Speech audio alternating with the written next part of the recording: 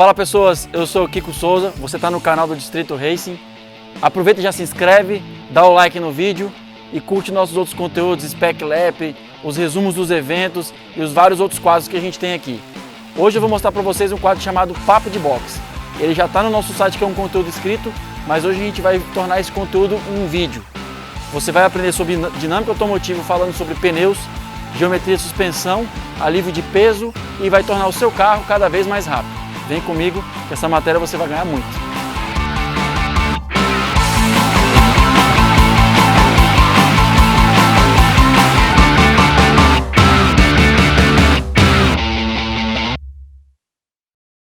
Fala galera, beleza? Estou aqui com o Igor e ele vai apresentar pra gente o Papo de Box. Eu vou deixar a apresentação desse conteúdo pra ele, porque vocês vão ficar surpresos com o que esse cara carrega nessa cabeça dele aí e a experiência que ele tem pro lado profissional voltado pro automobilismo. Quem é Igor Cruz? É uma pergunta meio filosófica, né?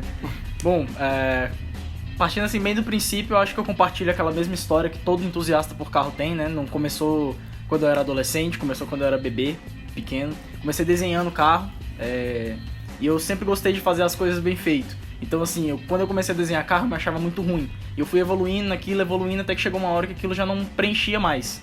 E aí eu comecei a pesquisar. Pra você ter ideia, eu com meus 12, 13 anos, eu já não conseguia mais consumir conteúdo normal de entusiasta. Aquele conteúdo de 4 rodas da nossa época, né? Revista, aquelas revistas de tuning, aquilo já não me supria mais, porque eu cheguei num ponto que pra mim eu não queria saber o que os caras faziam, o que os carros tinham, eu queria saber por quê.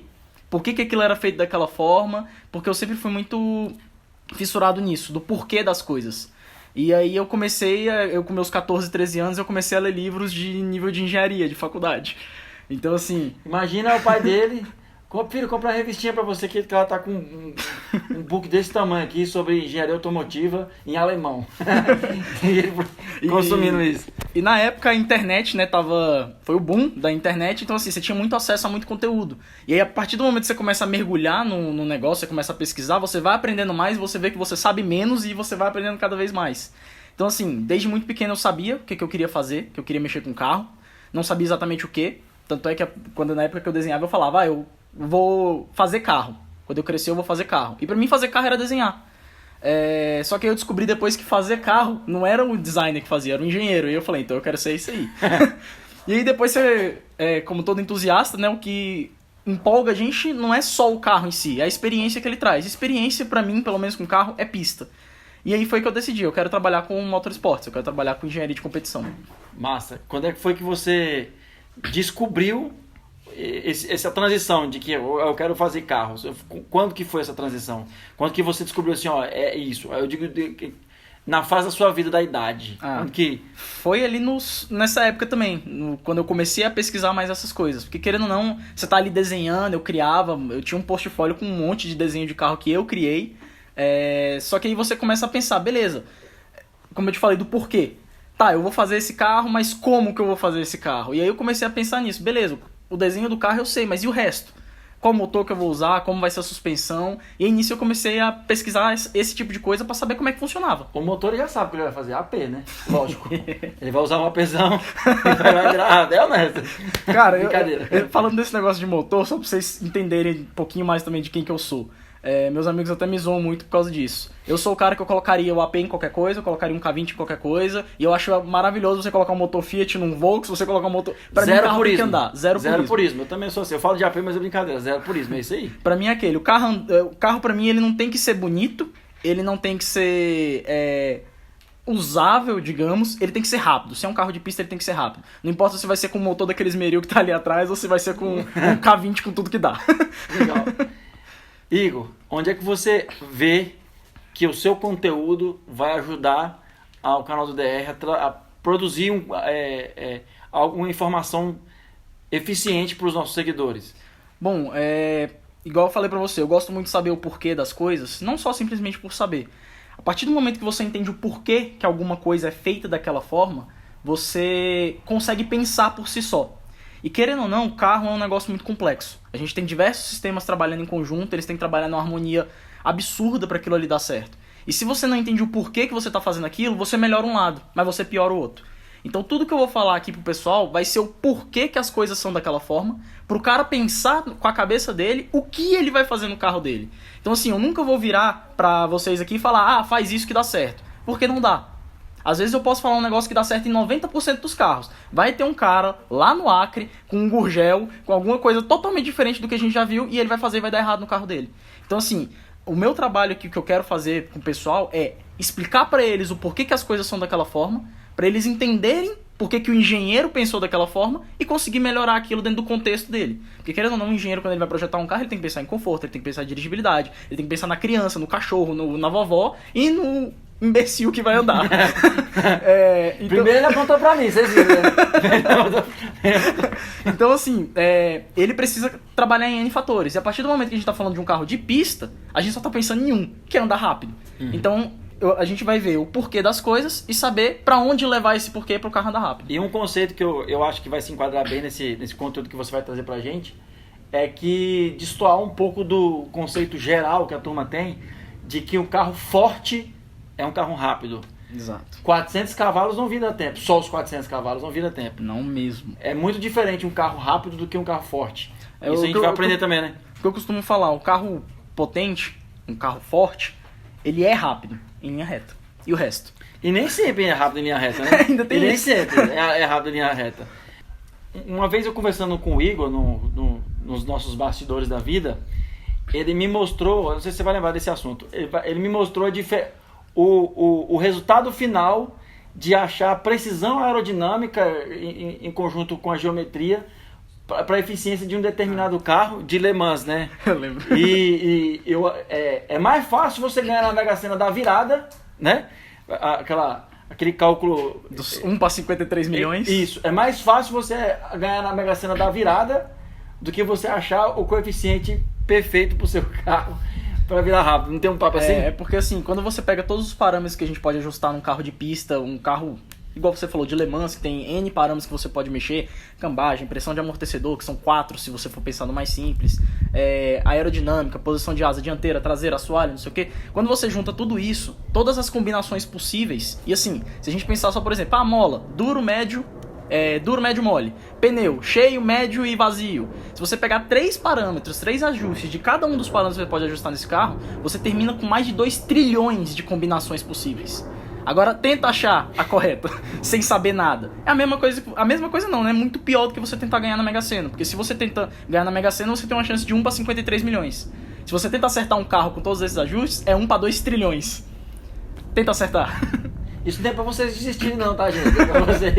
É pra vocês realmente descobrirem como deixar seu carro mais rápido. Pro pessoal entender que, assim, às vezes o pessoal mais raiz, principalmente antigamente, vai falar: isso é besteira, não sei o que, não sei o que. Cara, se você não sabe pra onde você quer ir, qualquer caminho serve.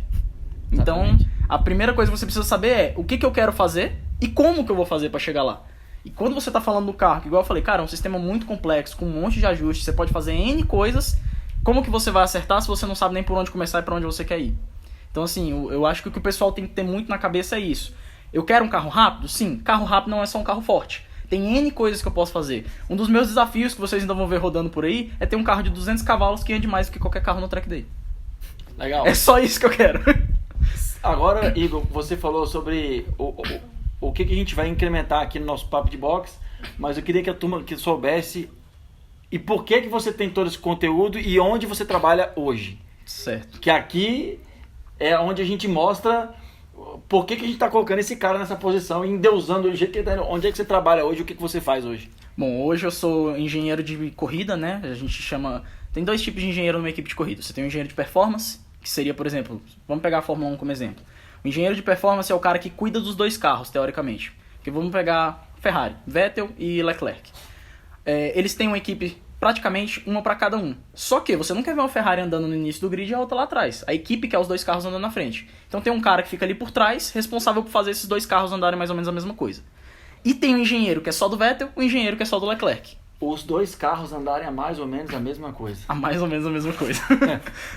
Então assim, eu seria o cara que vem depois desse. Eu não sou um engenheiro de performance, eu sou um engenheiro do carro. A minha responsabilidade é fazer esse carro andar e passar as informações para o engenheiro de performance para garantir que a equipe toda ande do mesmo jeito. Na Porsche a gente tem uma particularidade que, assim, eu não trabalho para o meu piloto, eu trabalho para a Porsche. Todos os carros da Porsche não são de equipes, eles são da Porsche. Então, assim, todos os engenheiros são da Porsche, todos os mecânicos são da Porsche. Não tem essa de eu trabalhar para uma equipe específica, eu trabalho para a Porsche. Só que atendendo o piloto, logicamente. Então nisso a gente consegue ter um nível de desenvolvimento muito maior ainda, porque igual eu falei, todos nós que estamos ali na linha de frente trabalhando com os carros, nós somos os engenheiros de corrida, os engenheiros do carro. E nós temos uma equipe de engenheiros de performance por trás da gente. Todas as informações que a gente coleta do carro, tudo que a gente observa em pista, tudo que a gente pensa, a gente passa para esses caras e a gente também participa das análises para saber como melhorar os carros. Todos por igual, para a gente poder ter uma categoria competitiva. Então, o meu trabalho é esse. Eu coleto o dado dos carros, faço análise desses dados, passo para os meus engenheiros de performance para a gente poder manter os carros igualados, além de, logicamente, preparar o carro para o piloto. Em resumo, o cara é engenheiro da Porsche Cup. É só isso, pô. Só isso. Ele é engenheiro da Porsche Cup. Você acha que ele não vai ajudar você a desenvolver o seu Golzinho? O seu Corsinha, o seu Fiesta, o seu VTI? Você acha que não? Inclusive, vou te dar uma missão. Ajuda a gente a virar mais rápido também. Botar o Golzinho na tua mão, ver se desenvolve, deixar ele ser um carro rápido também. Aproveitando esse lance do gancho, né, do carro potente, o carro rápido, só uma evidência do que a gente tem é o seguinte: eu vou usar o carro de dois amigos meus, que é o Daniel, lá da Rivoli, em Goiânia, e o próprio André Ulloa, que é o Colchão, né? Sim. Que são dois carros que andam nos eventos e andam em track days, e a gente sabe a potência deles, e depois você vai fazer a analogia aí dos carros da Porsche Cup com a potência que eles têm. Certo. O carro do Colchão, ele tem 460 cavalos de roda, é um 2.0 turbo e pesa 1.110 quilos. O tempo de volta dele, o tempo mais rápido dele em Goiânia é 1:33,3, se eu não me engano. E tem o Nissan GT-R do Daniel, que tem 850 cavalos, é um monstro de reta, chega no final da reta quase 280 km por hora. Só que ele é um carro 100% de rua, né? Tem suspensão e é uma suspensão melhorada, mas o foco não é de rua. Só que são 850 cavalos, mais de 100 kg de torque. E o recorde dele em Goiânia foi um 29 baixo, se eu não me engano. Um 29 baixo. E a Porsche? Bom, a Porsche da Porsche Cup, né? Sim. Primeiro para contextualizar, galera. A gente olha assim, um Porsche Cup, é um carro de corrida.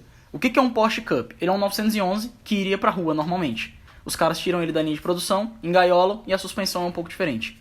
Isso é um Porsche Cup. Ele não é um carro feito pra corrida. Ele é um carro de rua, engaiolado com suspensão. Um Porsche Cup, os 3.8, eles viram na casa de 1.24 em Goiânia. Os 4.0, que eles têm uns 30 cavalinhos a mais, eles viram 1.22 alto, quase 1.23. E assim, é um carro de 1.410 quilos com 485 cavalos. Então assim, você vê que é um carro mais pesado do que o que você falou e mais potência parecida. Uma potência bem parecida. E é um carro que vira quase 10 segundos menos, 10 segundos menos até. Você na sua casa, eu não vou fazer isso no vídeo não, mas você na sua casa aí, quando o vídeo acabar, você conta 10 segundos. 1, 2, 3, 4. É uma eternidade. É quase a reta toda de Goiânia de diferença. O carro passa, você conta 10 segundos, o cara faz a 1 e o outro tá apontando a 0. É um tempo absurdo. É um tempo absurdo. Quando a gente fala de 10 segundos dentro do mundo das corridas, a gente tá falando de um absurdo de tempo. A gente trabalha dentro da casa dos décimos, às vezes milésimo, dependendo da categoria. Stock Car, por exemplo, é um exemplo disso. Do primeiro até o 20º, você tem os caras andando quase no mesmo décimo de segundo. A diferença fica nos milésimos. Já teve caso de empatar a tempo. Então assim, você tem que saber o que você está fazendo. Se você não sabe o que você está fazendo, você é o cara que está lá atrás. E o mesmo que seja por milésimo de segundo. Mesmo que seja por milésimo de segundo. Como diria Toretto. É uma analogia que eu gosto de fazer também. 10 segundos ou 10 minutos, pau é pau. Ano passado, quem acompanha a Fórmula 1 viu a Williams caducando lá atrás, né, no fundo do grid. Cara, aqueles caras, eles estão andando 1 segundo por volta, 1,5 segundo por volta mais lento do que o resto da galera. E ninguém tá nem aí pra eles. Por quê? Porque eles estão lá atrás. E é 1 segundo. Aqui a gente falou de 10. Verdade. E essa diferença, eu, matuto e ignorante, eu posso culpar a geometria e o acerto geométrico, digamos, né? São vários outros fatores. Sim, mas... É muita coisa. É muita coisa. Mas assim, o que eu gosto de definir é que você define um carro por duas coisas. Potência, lógico, é extremamente importante, e equilíbrio. O pessoal fala muito de isso e aquilo outro, e pressão de turbo e não sei o... carro para mim é definido por potência e equilíbrio. Um carro potente vai andar lá, lógico. Um carro sem potência não anda. Um carro equilibrado vai andar, mesmo que ele seja fraco. E um carro desequilibrado, ele pode ter o motor que for, ele não vai virar. Só para você ter uma ideia, o tanto que assim, o conhecimento é importante. A gente pega, por exemplo, o resultado de Le Mans 2014, se não me falha a memória agora. Tem isso lá na matéria do site. Depois de 24 horas de corrida, se você pegar o tempo, a diferença de tempo do primeiro colocado para o segundo colocado e colocar em percentual, o percentual foi de 0,528%. Em percentual. Agora imagina se você, no seu trabalho, por exemplo, você precisa ser 0,528% melhor do que o cara que está do seu lado para ganhar uma promoção, por exemplo. Porque o cara é tão bom, mas tão bom, que a única coisa que você consegue distanciar dele é isso. É isso que a gente tem que fazer quando a gente está falando de carro de corrida. A gente tem que buscar aquele último pelo. Porque é aquele último pelo que vai dizer se você tá lá no pódio, recebendo o troféu, ou se você é o último cara lá que só bota o carro pra dentro do box, guarda suas coisas e vai embora.